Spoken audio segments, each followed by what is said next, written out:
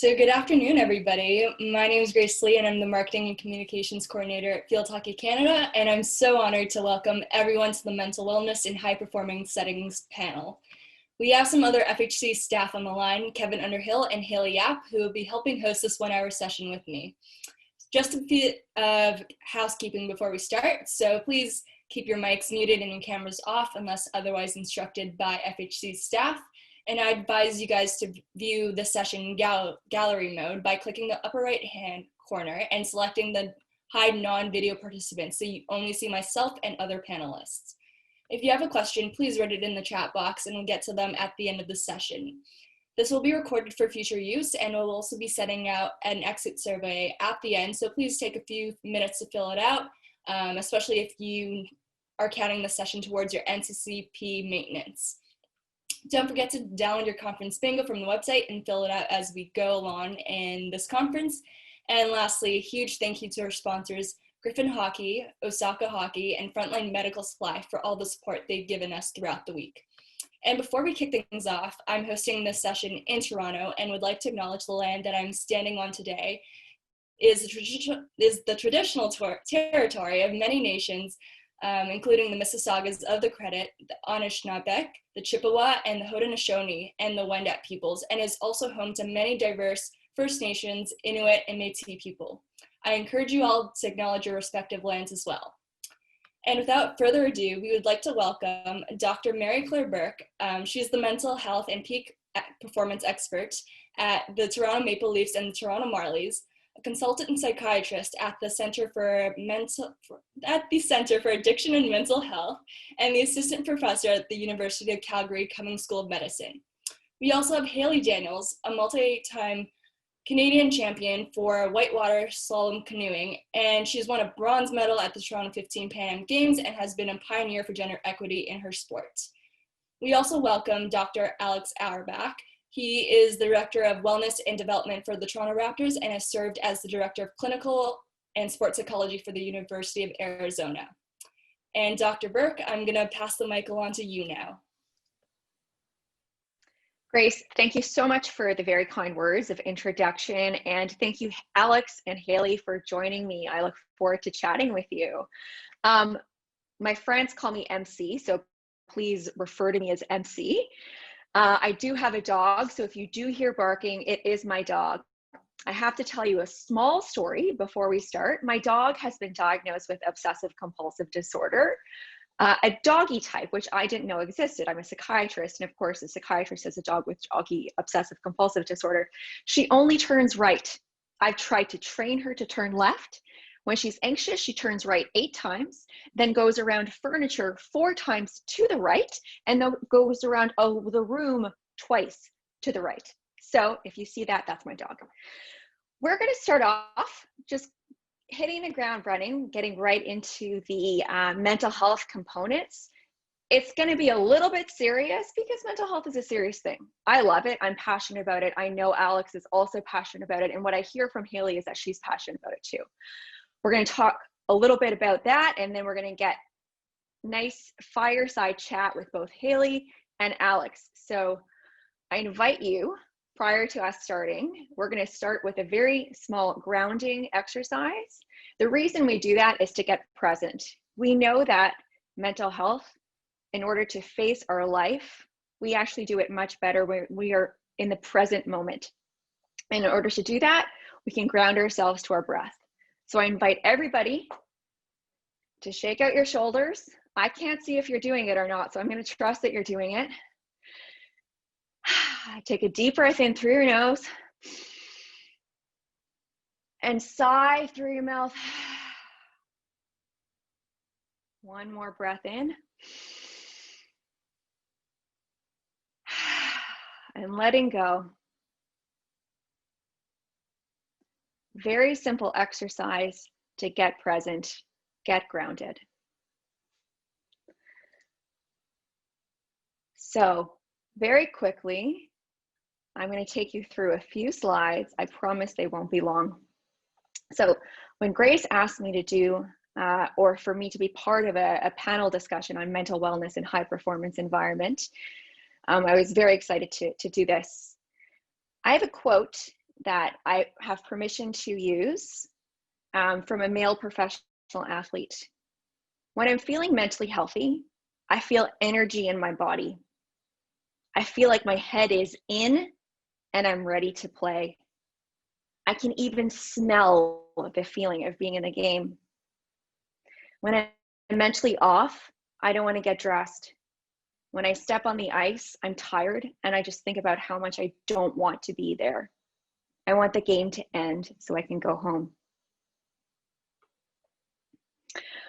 We're going to start with a little true or false. I want you just to think in your head. Typically, I give out prizes, but I can't. So you're going to have to just self-soothe if you get it right. So true or false in your head. Athletes are susceptible to experiencing mental health challenges and disorders. True or false? Because of stigma and lack of access to care, many athletes don't seek help. True or false? COVID-19 is affecting the mental health of our athletes, our coaches, our staff, and our families. True or false?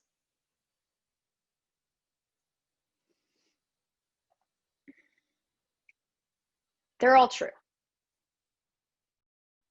Athletes do suffer from mental illness, including mood disorders, and they actually suffer from mental illness and mental health challenges at the same rate as the general population, specifically mood and anxiety disorders. The reason we're doing this talk, the reason we're even here, is because Field Hockey Canada has recognized this to be an important topic of conversation. The only reason that we're here is because very brave, amazing athletes like Haley have decided that this is actually a really important topic to talk about. That's the reason we're here. But athletes are absolutely susceptible. I always talk about if you have a brain, you're susceptible to mental illness. The brain is the organ that houses these illnesses and these challenges. So if you have a brain, you're susceptible. People are susceptible to substance use disorder, eating disorders, death by suicide. And I know I'm talking about athletes right now. There are a lot of people on the call that are not athletes. I want you to consider what is true for you, what is true for your family, what is true for the people that you work with. The second question, stigma and lack of access to care keeps athletes from actually seeking help. Like in the general population, 50% of athletes don't actually seek help. That's multifactorial, it's been studied. Stigma, both personal stigma, meaning I need to be strong, therefore, if I actually seek help, I am not a strong athlete. Interpersonal stigma, meaning my friends and my teammates, what will they think of me if I actually seek help? What will they think of me if there's a mental health challenge that I'm facing? Systemic stigma, meaning that the sport that I'm in, the culture that I'm in, actually looks down upon people who are seeking mental health supports or who have had mental health issues. The third question, COVID is impacting our mental health, the mental health of our athletes, families, staff. A recent study, a recent survey done by the Canadian Mental Health Association of Canada, 40% of Canadians have said that their mental health has worsened since March of 2020. In that same survey, with I think there were over 10,000 participants, thoughts of suicide have risen. These are alarming rates of thoughts of suicide. 21% of people between the ages of 25 and 34 have contemplated suicide in the past month. 19% of people between the ages of 18 and 24 have contemplated suicide in the past month. That's a big jump from previous before COVID. Things that lead to that, social isolation, financial difficulties, lack of structure, lack of capacity to exercise and socialize. Things that often come up in sport, in the sport culture, not only in the athletes, but the coaches, the staff, the families.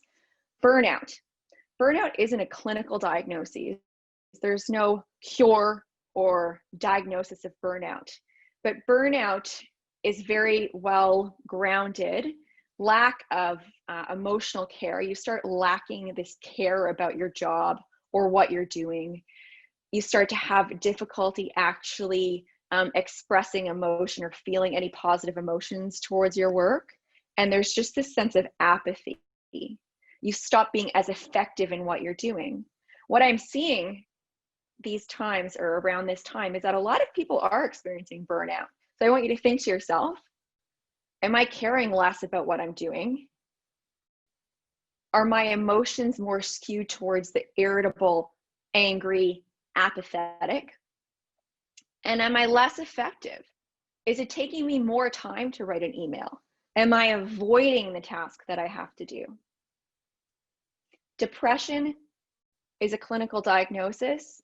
People often think of depression as a longitudinal illness. It's not, it's episodic. Somebody has depression, they can get treated and they can go back to functional baseline, meaning that they're functioning typically as well as they were prior to depression. Now that depends on a couple of things: how soon you treat it, how soon it's managed. So really getting somebody access to care initially and quickly is ultimately important for how depression is going to respond.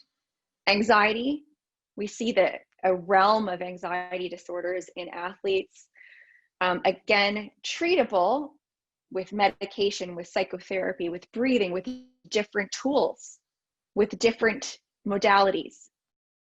Substances, athletes and the culture of sport are not, they're not immune to substance use disorders. A lot of people are also coping with COVID by turning to substances. The rate of substance use and the quantity of substances used are much higher now than they were previous to COVID. That's not, again, sport is not immune to that. And we know that there have been high profile cases in the media that have shown just how severe some mental illness in athletes can be, which ultimately can result in a person dying by suicide. I was asked by Field Hockey Canada to talk about, well, what can leaders do? Looking out in the meeting, I understand that there are a lot of coaches, team managers, perhaps. What can you do? What can a leader do? Well, there's this acronym, pretty handy, LEAD. So leadership in terms of COVID, mental health outside of COVID, mental health in your athletes, mental health in your team. Leadership meaning talk about the things that are happening, disclosing what's happening in the organization. People want to know the truth, even if you don't really know what's going to happen. So for instance, I know a lot of people are very anxious about when are people going to return to play, what's going to happen, what's the season going to happen. Leadership doesn't have to have all the answers, but they need to be able to communicate that they don't have all the answers. Again, effective communication, effectively communicate, have a proper channel by which you can communicate to the people who report to you, your athletes, your coaches, your whoever. Make sure that nobody gets missed in that communication. And ultimately, even though we all want to believe that once you communicate something once, it sticks, it doesn't. You need to communicate it again and again and again and again. Adaptability to change. We've all had to adapt to huge shift in COVID. Adaptability, but also checking in with the people that report to you. How are you adapting? Making sure that there's this constant feedback loop, and accepting that the feedback won't always be positive. And again, double down on access. So make sure that the people that you are leading know how to seek services, where to go. Make sure that that's communicated over and over and over again. And do not assume that people know where to go, because they don't always. And it's your job as a leader to make sure that the people that you're leading know where to go. So where can people go for support? In sport, outside of sport, never forget the team doctor, personal doctor, your personal family physician, coach or team manager, if you're in a culture that will not hinder your career or your success. There are sport cultures where I wouldn't recommend this. I would ask, if there is a culture where you can speak to your coach or your team manager, they're typically wanting what's best for you. For leaders, I've written out a very a not-for-profit organization that talks about leading through COVID, leading through mental health challenges. The Bounce Back initiative is actually a free resource online for anybody to access, and they used evidence-based strategies. It's actually funded by Bell Let's Talk, and it's through the Canadian Mental Health Association. That was actually brought about by COVID because so many people were having difficulty accessing proper care. Bounce Back was actually a positive that came out of COVID. We now, as Canadians, have access to free mental health care. And it goes at different stages. You can do self-directed, and then it goes all the way down to where to access clinical care if you need it. Wellness Together is from the Canadian government, the Canadian federal government. Again, you register and you have access to all kinds of different things, including self-directed, coaching, or clinical care. Free, evidence-based, supported by data. And there's actually a great center, the Canadian Centre for Mental Health and Sport. They've developed a lot of resources. A lot of this data comes from their consensus and position statement. And so if you're looking for something sport specific, certainly access the Canadian Centre for Mental Health and Sport. So that's really all I have to say with regards to PowerPoint presentation. What I'd like to do now is shift from didactic presentation style to chatting with Haley and Alex. I've actually never met Haley in person. This is the first time I'm ever meeting you, and we're meeting virtually. You appear much more flat than I think you would be in person. You know, I've got this two-dimensional presence, but why don't you tell? I am. Oh, you are 3D. That's awesome. There's a full 3D part of me. Wonderful. And I've met Alex a few times because he's joined the Toronto Raptors and he's doing exceptional work with the Toronto Raptors.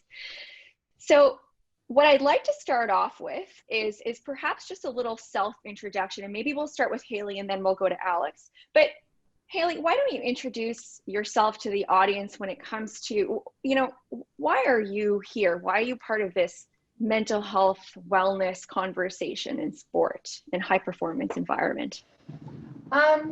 Yeah, I guess that's a good question, but I almost feel like I shouldn't be. And then that comes back to your mental health, of your confidence and where you're at. But I think that I've gone through, our sport's gone through a major setback. So we've been waiting to be included in the Olympics for 12 years because of our gender.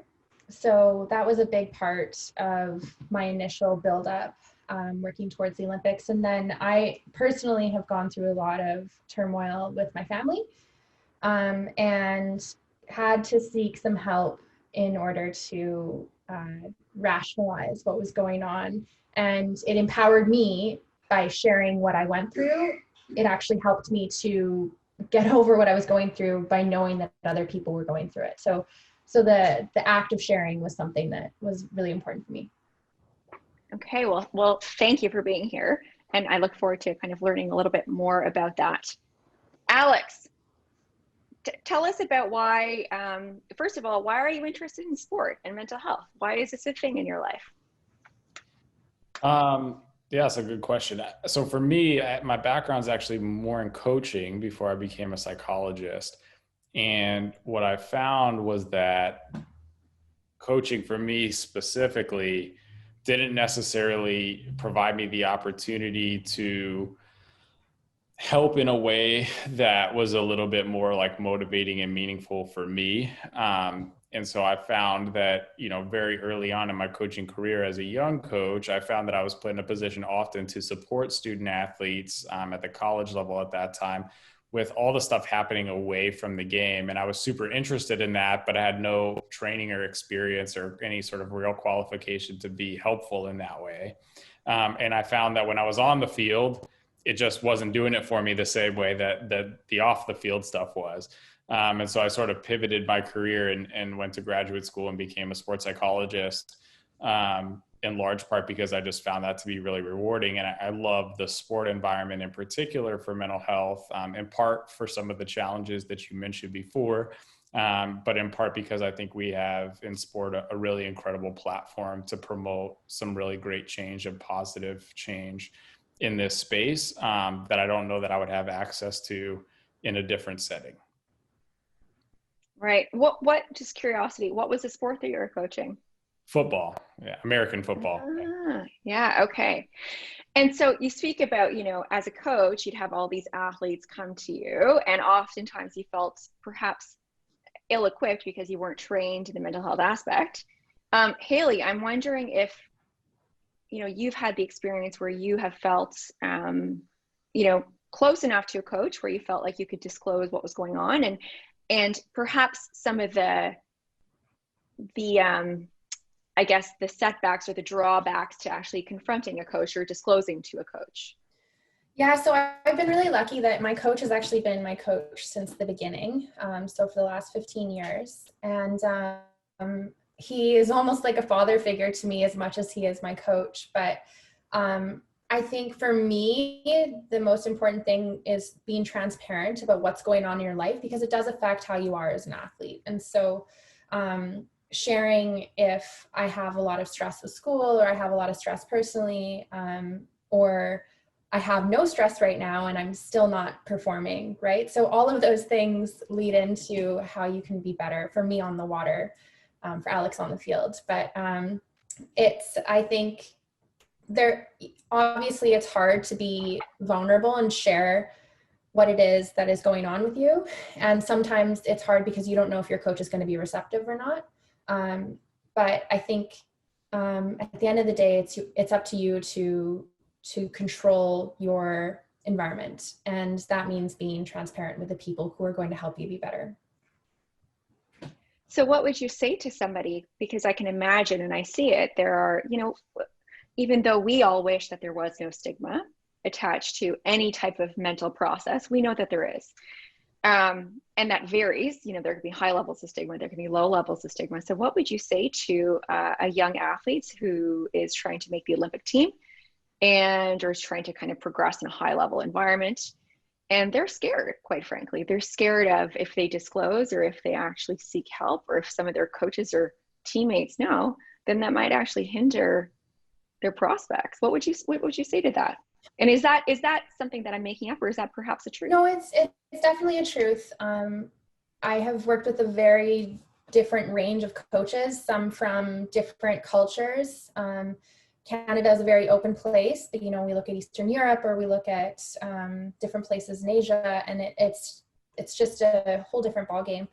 But I think that if I were to speak to a young athlete and they wanted to be open about their mental health, the first step I would say that they should do is build a team outside of, if you feel that you can't completely be transparent with your coach, then find someone you can be transparent with and totally share everything you can with them, so they can be your support system, and then they can help you bridge that conversation with that coach. Because at the end of the day, that person can advocate for you, because you're not alone. And I think that it could be a parent, it could be a teacher, it could be a friend, but at least that parent or that person can help to build that platform that it's not a stigma. Mental health is something that affects us in everything we do.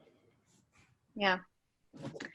I'm going to have a question for you, Alex, with regards to what coaches can do, but it actually brings me to thinking about me. I used to be a competitive figure skater and competitive track and field athlete. And I remember very specifically when I got to be an actual good enough figure skater, then that's when it had effects on my mental health. I was taken away from my family. I had to bill it with people that I didn't really know.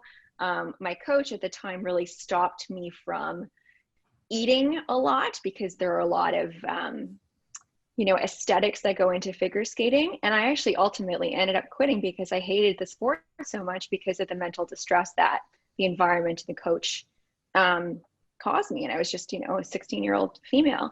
So I'm wondering, we're talking about coaching and we're talking about how, you know, coaches are often there. They see you so often if you're a high level athlete and you put a lot of trust in them.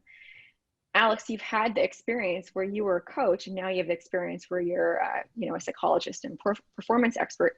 What would you say to coaches who are on this call right now who are like, well, I don't have the expertise to handle this. Like, what do I do, and how can I make myself more available? And is that appropriate?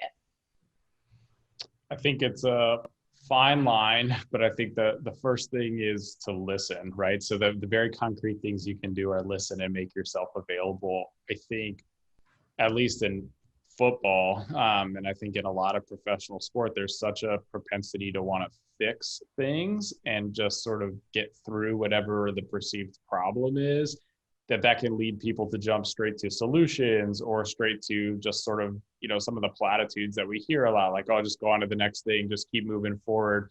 And really often what people need is just for you to stop and listen and show that you care.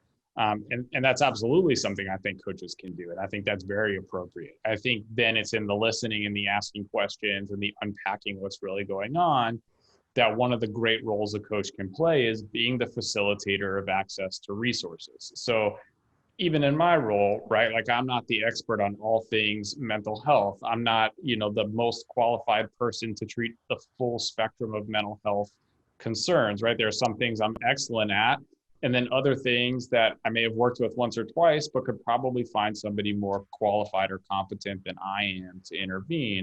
And so in the same way, my role becomes facilitating that help, instilling trust, transferring trust to these other people to make this a successful process for the athlete. And so it becomes more about the athlete and what the athlete needs, and less about me or what I need as the coach or sports psychologist in terms of making sure I'm helping or fixing the problem. And I think it's really, people underestimate the value of listening and supporting and validating as a mechanism for promoting change, because it's not seen in the same way that we see other aspects of sport. So that would be, I think, the way I would frame sort of how we can think about intervening from a coach's perspective. I like that. You know, we've talked about stigma a little bit. I'm curious. I'm wondering if you could kind of change a couple things to get rid of stigma. What would those be? If you had a magic wand and you're like, oh, I'll just change a few things to get rid of stigma, what would you add? I know I'm putting you on the spot here, but I'm wondering what a couple of those things would be. Can you give me this magic wand that you're talking about? Because I feel like that would be excellent. I mean, I think a big change that I'm still sort of constantly promoting is really thinking about mental health like physical health, right? So if you break a leg, you're not going to hide your broken leg from the athletic trainer, from the team doctor, because hiding your broken leg ultimately leads to you taking longer to return to the field. It leads to worse rehab. It leads to all sorts of adverse outcomes. And so starting to think about mental health in the same way that we think about physical health, I think lends itself nicely to a bunch of different sport analogies that are important. So the same way we encourage athletes to do prehab, we might encourage athletes to think about, hey, what are you doing proactively to take care of your mental health? What does self-care look like for you? What does it look like to get rest, to sleep, to take care of yourself, to stay socially connected? Then there's sort of the intervention phase, right? Like, how do we help people sort of maintain while they're performing and stay grounded and keep doing well? And then when there's sort of the rehab phase, right? Which is like, okay, you have an injury, a physical injury, mental health injury, whatever it is, like, how do we help you get back to being the best that you can be as quickly as possible? So that would be one magic wand change I would make, would be starting to see the parity between the two. And then I think the second maybe magic wand change I would make is I would encourage folks to, it's sort of dovetails with the first one, I guess, but there's like such a tie between mental health concerns and this perception of weakness that I think it's sort of like in sport, it's almost doubly challenging because there's such a premium placed on these like abstract concepts like mental toughness, that people will sort of tell you they want, but they can't actually tell you what it is if you ask them. And so starting to think about like, how is it that we can change the narrative from seeking help being about like, oh, I'm being weak, to seeking help being like, hey, look, I seek my coach for advice on how to perform. Why can't I seek this other person to help me perform, or this other person to help me be the best I can be? And so I think if coaches can think about themselves as a parallel to a psychologist or parallel to athletic trainer, right? The same way that you're providing instruction, these other folks can provide instruction and support. And it's not about weakness. It's about providing people access to resources, helping them learn the techniques and strategies, and helping them be resilient. I think that would be the second one I would go for. It's almost the opposite of weakness. It's almost, I feel so confident in myself that I can actually seek help where I need it. Haley, I saw you nodding vigorously, agreeing with some of the things that Alex was saying. And I know that you have spoken about vulnerability. And we're talking about mental weakness and mental toughness. I'm wondering what, thoughts came up for you as you're listening to Alex. Well, I was thinking about that magic wand and stigma. But I know when I first started seeing a sports psych, I was exposed to it young because I went to the National Sports School. But I remember going into some of the first sessions with my sports psych and thinking, what am I going to talk about for an hour? Like, I have nothing. I'm totally fine. Like, I'm great. And this is kind of a waste of my time. And I remember going into those sessions and coming out just like elated and being like, wow, I had so many things going on and signals that I didn't even realize. And it just took the ability to realize that after it and the reflection. But I think when we think about psychology or mental health, we think about these rooms where you're lying on a couch and you're talking about your parents and how they've affected you. And, you think about all of those things, but it's so much more than that. And for myself, going from a young athlete to now hopefully an Olympic athlete, it is about no longer just putting a Band-Aid. It's about looking ahead and anticipating and being ready for whatever's going to come towards you. And I could not have figured out the tools that I use without my sports psych. So and now actually it's interesting, this past year I've actually brought together an IST team as a personal athlete, and so IST is integrated service team. And so what that has done for me is we do regular check-ins, and whether I feel like I need it or not, we're checking in on the basic things like sleep, nutrition, socialization, burnout, and all of those things. And what I've realized is I didn't realize that sleep was a part of mental health. I didn't realize that nutrition was a part of mental health. I didn't realize that socialization was a part of mental health, but they are the building blocks of how we perceive ourselves. And I think that it's interesting because I'm working with my IST team and they're telling me, okay, you need to figure out your sleep. You need to figure out why you're eating like this or things like that. And I think it takes talking to someone to realize that it's affecting you. So people on the call who may not know what IST team is, like, who are the members of your IST team, and how did you get it, and how has it been helpful? So on my IST team, I have two coaches. So my coach from Alberta that I work with primarily, and then my coach from the national team. Then my sports psychologist, my chiropractor, my strength trainer, and my physiotherapist. So we meet once or twice a month, and we literally just go down the list of things. Like if you were to look at it, all embodying of what needs to be an athlete, we just go check, check, check. Okay, 80%. How can we get it to 100? And it's like an extremely helpful thing. And I think even if someone can do that regularly with themselves, they don't need a team of people.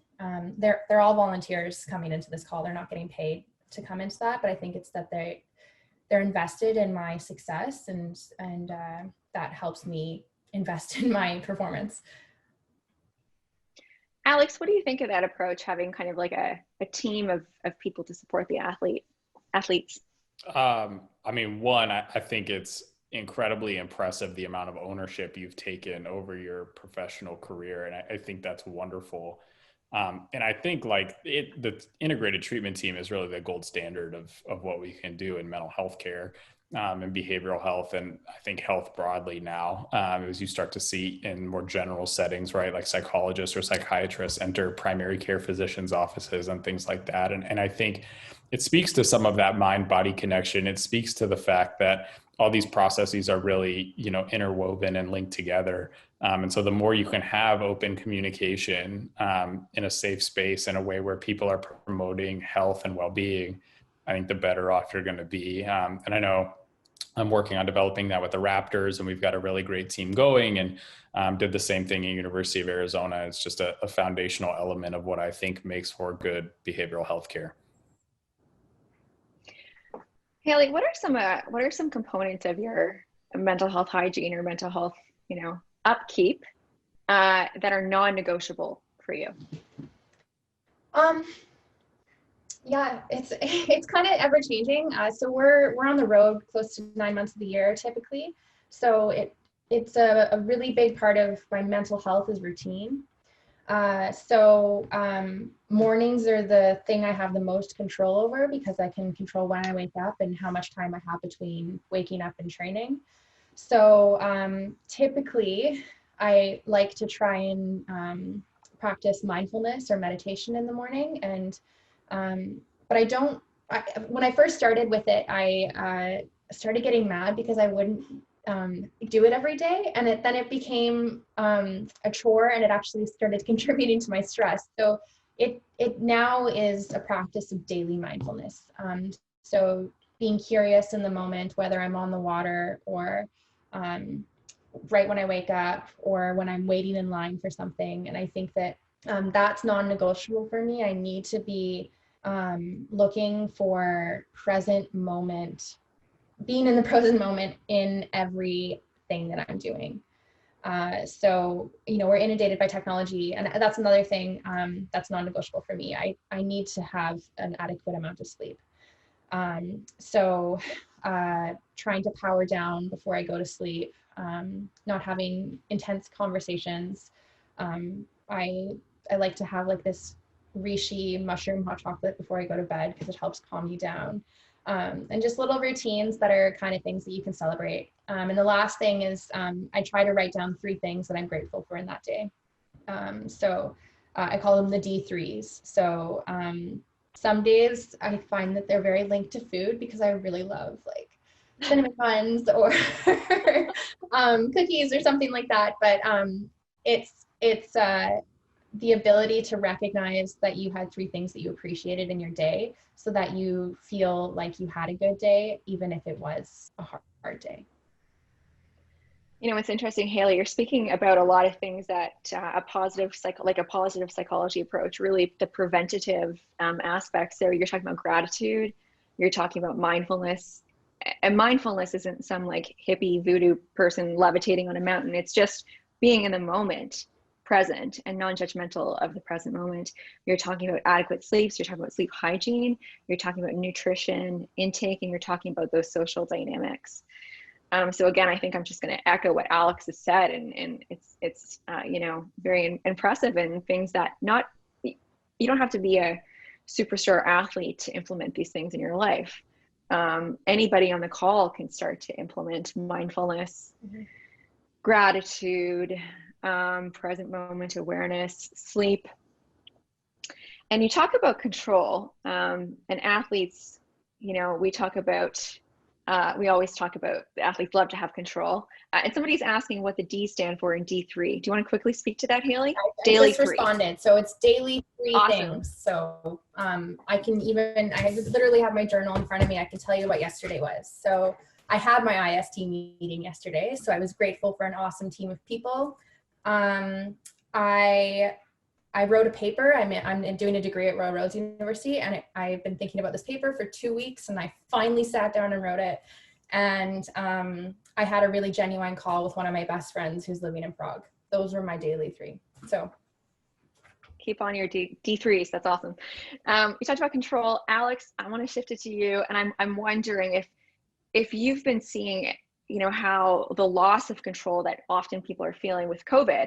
I'm wondering how what you're seeing in people or folks that you've been working with, or organizations, or just in general. I think the biggest thing is like the baseline level of anxiety that is running throughout, I think is just increased. And I think like it's notable. I think people can usually handle bad news much better than they can handle no news or uncertain news. People just do not do well with uncertainty. And unfortunately, COVID has just created constant uncertainty, and to the point where like, you know, we've started to make jokes about words like unprecedented, right? But it truly is happening that way. And it's every day you wake up and it could be something completely new. There's new information. And so I think that that sort of constant uncertainty has just raised the level of anxiety pretty significantly. And then I think there have been things, particularly around the start of COVID in mid-March, that I think were notable from a mental health perspective. I think about things like kind of grief and loss that came up for, you know, I was still at that time working both at University of Arizona and with the Raptors, kind of transitioning and watching both of that happen in parallel, where there's just a loss of season, a loss of identity, a loss of relationship with teammates, a loss of relationships with coaches. And all of those things I think were really complicated. And then to the control piece specifically, when it became progressively clear that we would really have no control at all over when anything was going to restart, that a lot of it would be made by sort of this like amorphous group of people, right? Like the population is going to basically decide when we're going to go back by wearing masks or not wearing masks and all these other things. I think what I started to do was really help people find those little moments of control wherever they could. And so I think for me, the thing that's been most prominent throughout has been consistently setting goals for myself, for other people in the organization, because those become things that you can control, even when everything else around you is sort of unpredictable and unprecedented. Yeah, a lot of unprecedented, a lot of unpredictable. Yeah. So thank you so much. Alex and Haley, you're both amazingly well spoken. I think what we'll do now is we'll turn to the audience for questions. And I'm seeing a number of different questions pop up. So I think what I'm going to do is just select a couple, just kind of go down the list. Great questions, by the way. So listening to CBC this morning, a doctor working COVID frontline said, full disclosure, I've had to see a psychologist during this time so I don't burn out. Even the doctor felt the need to come out due to perceived stigma. Absolutely. There's stigma, unfortunately, in medicine. I see it. I see a psychologist. I will never not see a psychologist. I look at it from you know, if I'm giving and giving and giving and giving, I also need to make sure that I'm at my best so that I can provide the best. And I you know, people often think of self-care as selfish, but it's really not. You don't have to be a professional athlete to look after yourself. A coach, you're going to be at your best when you're going to be able to give your best when you are at your best. As we move, interesting. So similar to coaching and business aspect, coaching conversations help the individual resolve or find their own solutions. Yes. So, interesting question. When you have a physical injury and you're frustrated by plateaus or setbacks in your rehab, it means a lot to have coaches and trainers acknowledge that it is normal. Acknowledging the hard work that goes into mental health is equally important. Any comments on, maybe I'll turn to Haley for this. Any comments on feeling acknowledged by coaching staff for your hard work that you've done on being vulnerable and really looking at your mental wellness in addition to your, so mental fitness in addition to your physical fitness? Yeah, I mean, physical injury is easy to see, and mental, I think for me, it's hard because as an athlete, you're expected to push and push and push, but you really need to recognize what your body needs. And it takes a lot of courage to say to your coach, hey, I don't think I'm going to train today because I feel tired. And it's more than just being tired in a training camp. I'm fatigued to the point where I do not feel like I can recover. It's a really hard thing. I struggle with it all the time. I would say if I were to think about in my brain, things that I think about often, it is like, okay, I'm going to do this session. I'm going to make time for this session. Okay. My coach has told me I need to do this session, but I'm really tired. Okay, I know. And it's just like these two, like, you know, the devil and the angel, and they're just like back and forth and back and forth. And something that I've talked about with my sports psych is it's important to make a decision and write it down and be accountable to that decision, because if you're constantly overthinking it, then it becomes something of a fatigue as well. So yeah, there's so many aspects to it, but I Very think well said. It's important to acknowledge where your body's at. Yeah, body, including the brain, of course. Yeah, absolutely. Question for you, Alex. Do you think athletes require education about how to seek help, or what is mental health hygiene? Do you think athletes also need to know what is the mental performance consultant process is like? Do you think we need to normalize mental health? Yeah, what do you think? I think everyone would benefit from some education about mental health. So I'm obviously a little bit biased, but I think certainly, at least in the college space and in professional sports, it's starting to become more common to see mental health practitioners around. And there is that lag between sort of the presence of people like me or you, MC, and what people know and understand about what it is that we can do and what we have to offer. And so I think education about mental health services, how to seek help, when to seek help, all of that's tremendously important. And I hope that we can, in that process of providing that education, do the normalizing that we're also talking about, right? We can talk about this being, as common as physical injury, whatever other parallels you want to draw. And I know for me, when I meet with folks or have the opportunity to onboard people into an organization from a mental health perspective, this is one of the first conversations I have. How can you reach me? What does it mean to reach me? How am I confidential? What things can I or can't I share? What can I help you with? What can't I help you with? I think all of those things are really important for helping athletes feel like they can make an informed decision about how to best take care of themselves, and really trusting them and giving them that sense of ownership and agency to say, when I do or don't need help or what I need help with is really important. And so I think the education piece is critical. And I think there are several ways to do that. I know there's you shared some of the numbers at the beginning. I've done this in the past where, like, if you have a group of people, just ask people to raise their hand about how many people have been affected by mental health. And if people feel comfortable, you'll see a lot of hands go up. And so then you can sort of open the door and talk about what it means that everyone around you is raising their hand, and what does that look like, and how many people have shared or not shared. And so I think that those pieces are really critical for setting a good foundation and helping this become just part of the fabric of sport and the way we talk about our health. Further to that, thank you. Great, I agree completely. For athletes and for coaches, what skills/knowledge are needed to be developed? How do we develop them gradually in line with athlete development pathway? Who's responsible to orchestrate, support this education opportunity? What about a coach's mental health? So if you had unlimited funding, what would that look like? Maybe, you know what, let's not do unlimited funding. That's more like a magic wand thing. Let's do like in reality. What do you think of those questions? It's hard to say, like, for me, so for coaches' mental health specifically, I think it's like coaching is still, depending on where you coach or where you work, there's still a lot of even like stigma in coaching about what it means to take a break or to rest or not be working a ridiculous amount of hours. And so I think just generally for coaches, a shift I'd love to see is starting to think of yourself as a high performer the same way you think of your athletes as a high performer.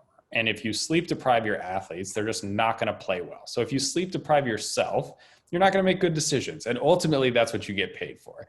And there's no argument you could ever have with me that will make me feel like you sleep deprived at 3 a.m. is going to make a better decision than you well rested at 8 a.m. It's just not going to happen. And so during those 5 hours that you lost, what's the likelihood that you're going to have something really positive happen or really critical happen that's preventing you from sleeping? And most people, if you start to unpack, it'll just tell you like, oh, I don't know, this is just the way that it kind of goes. And so I think starting to think of yourself as a high performer and then engaging in those same behaviors we ask our athletes to is really important. And many coaches know, like, athletes kind of take their lead from you. So if they see you not taking care of yourself, not talking to your family, not talking to your friends, not talking about what's going on, it's going to send a message that maybe it's not okay for them to do the same thing. If you don't sleep, it's going to send the message that sleep isn't important. And fundamentally, like, that's just a critical part of the way that we function. So that's one thing I'd like to see in coaches, and one thing I think would be helpful generally for coaches' mental health. But I think it's mission critical too. Like you said, MC, like you just can't take care of other people and support other people if you're not taking care of yourself. And then in terms of kind of key skills for me, I think sleep is like fundamental to everything that we do from a mental health perspective. And the research just supports that like good sleep is the best predictor of all sorts of mental health indicators, but also all sorts of other performance indicators like decision-making, recovery and rehab, overall athletic performance, muscle functioning, like all these things are just built on a bedrock of sleep. And so I think that's one thing. I think the other couple of things might be things like self-care, social skills, like all the things that are sort of just part and parcel of helping people figure out how to be the best functioning person they can be in society. So those would be some of the things I would be thinking about. I love that you're harping on sleep because it's so critical. As a physician, the way I trained, which is just crazy, no athlete would ever be asked to do this, but we used to do 26-hour shifts. So we were in charge of people's lives for 26 hours in a row with no break. Like we did have a cot in like a basement of a hospital, but we were literally resuscitating people at 2 a.m. And it's not like it's just, and they've done studies, and the brain is as impaired at that time as it would be if you were completely intoxicated from alcohol. So it just goes to show, again, further your point, Alex, nobody makes good decisions when they're sleep deprived, period. Like it's been studied over and over again, and it's accurate that you just simply do not make good decisions when you're sleep deprived. We have time for a few more questions. I would love to see a module on mental health included in regular coaching education and certification process. It's great that there are resources for those who search them out, but would be nice to see it more normalized. I agree with you completely, Justin. I'm seeing Haley and Alex nod as well. In your opinion, so I don't know who I'm going to ask this to yet, but in your opinion, what are the key go-to mental health or mental performance tools for coaches, staff to focus on to help athletes during tours and tournaments, especially when one is abroad and competition stakes are high, such as junior championships? The team may not travel with a mental performance coach due to financial constraints, etc. Maybe I'll ask Haley, maybe I'll ask Haley first and then turn it to Alex, but Haley, what are the skills, the performance tools that you use on a regular basis that have had the most impact on your performance? So I think, there's a variety of different things, but something that I'll do before a big race is I'll write down an evidence list. So that is basically a list of why I should perform. And it's as simple as like, two-time Olympic gold medalist said that I was looking good on the water, or I'm feeling good right now. We could talk about sleep. I'm getting great sleep right now. I've been nailing these moves, and you create your own list. Each individual athlete can do that. And I think that's something that when you are feeling anxiety or negative about your performance, you can just refer back to that list. And then there's another thing called fear setting. So you can basically, and I do a lot of this before big competitions, but you identify the things that you're most fearful. So in my sport, I would hit a gate or miss a gate or flip over. And then you create a solution. So you write down the solution from that fear and so then you have a clear pathway of, if it happens, this is how you will adapt. And so you don't have to think about it when you're in the field of play. And then just having simple affirmations that are consistent every competition. So I tell myself the same 3 things every single time before I go down the river. So I say, you've got this, trust and believe, and look at the gate and go. And I do that every single run, every single day. And so I make it a routine so that when I get to the start line, all I have to do is say that and I know I can perform. So those are a couple of things, but I'm sure Alex has quite a few to add as well. Yeah, I know it's a broad question. Alex, what are you going to add to that? I think it's fascinating to hear what you do, so I appreciate you sharing. I think for me, like the specific performance building blocks in the moment are typically things like a brief mindfulness practice, a pre-performance routine, some simple confidence boosting mechanism, energy regulation and arousal management, just sort of skills that like I think we can teach people to help them calibrate and find where they are their best. And so that might be things like listening to music or deep breathing or, talking to somebody. It's all variable depending on the particular person. But for me, high performance is about being prepared to respond to the feedback you're getting in the moment and knowing what skills to use to address that feedback. And so it's all very individualized, but things like finding optimal zone of functioning and arousal and being in the present moment can really help you to access those tools when you need them.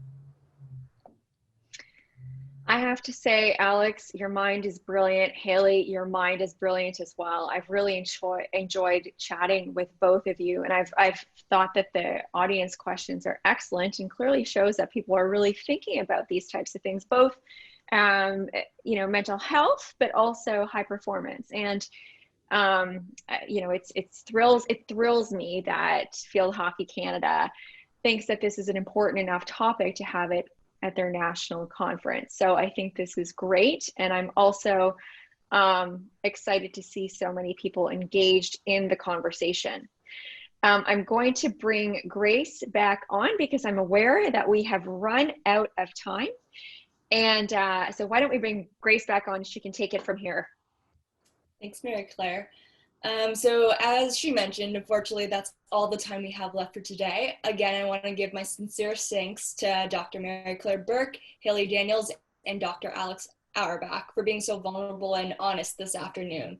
My colleague Haley will now send over an exit survey in the chat should you guys have any feedback for us in the session, and we'll continue our day two of the conference with our Life After the Field panel at 4 p.m. Pacific and 7 p.m. Eastern tonight.